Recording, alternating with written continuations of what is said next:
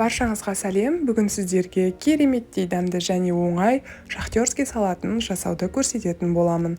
Кейде майонезді салаттан шаршап кеткенде таптырмайтын салаттардың бірі болып табылады.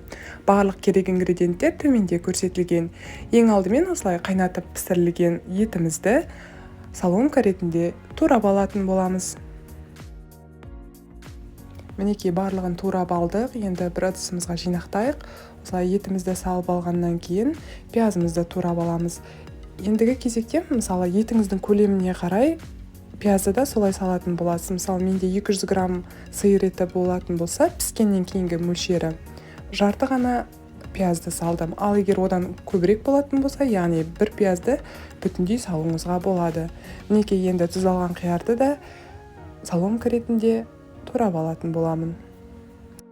Достар, байқағандарыңыздай, бұл салатта міндетті түрде қызыл пиязды пайдаланыңыздар. Қарапайым пияз жарамайды, себебі ащылығы қатты болады.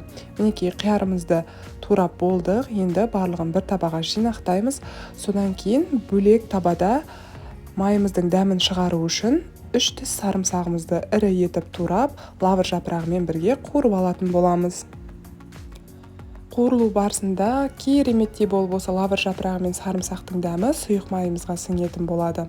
Достар, міндетті түрде татымына қарай тұз, қара бұрыш салуды ұмытпаңыздар. Барлығын кейінірек араластыратын боламыз. Мінекей қызып тұрған майымызға осылай туралған сарымсағымыз бен лавр жапырақтарын салдық. Қызарғанша дейін қуырып аламыз.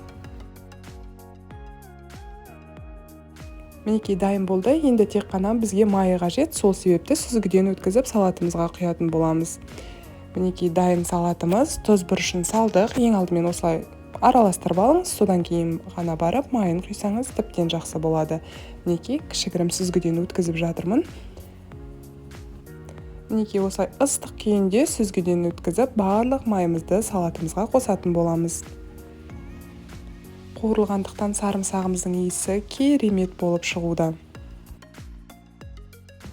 Бар болғаны осы, достар, барлығын жақсылап араластырып, кемінде 1-2 сағат тоңазытқышқа салып қойсаңыз, дәмі сіңіп кереметтей болып шығады. Өте оңай және пайдалы. Сіз де жасап көріңіз.